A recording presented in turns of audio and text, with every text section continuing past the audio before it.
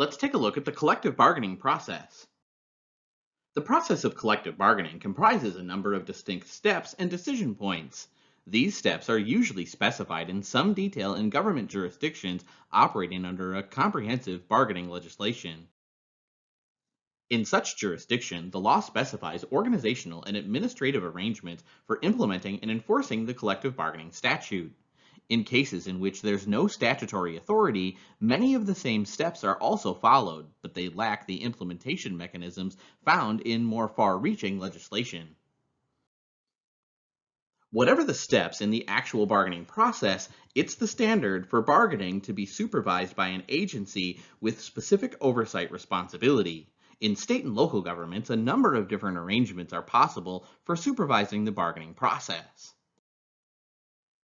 The usual bargaining sequence consists of the following: labor organizing efforts, followed by unions seeking recognition as a bargaining agent, selection of the bargaining team by both employees and management, and defining the scope of bargaining, that is, just what issues will be subject to negotiation within the limits set by statute or executive order. Next is putting forward proposals and counter proposals through the negotiation process, then reaching an agreement at the negotiating table, then submitting any agreement reached for ratification votes by both employees and management. Next, attempting to resolve impasses, while then dealing with the possibility or reality of a strike, and once a contract is signed, collaborating on the implementation.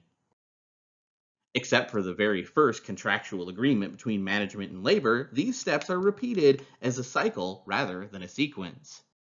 After the process has become well established, the first two steps are normally omitted unless there arises strong sentiment among employees for a change in the organization representing them. An important aspect of collective bargaining environments is the existence in most jurisdictions of a code of unfair labor practices. Included among prohibited behaviors are, among other things, dismissing employees for union organizing, physical intimidation, or attempted bribery to influence the outcome of union representation elections.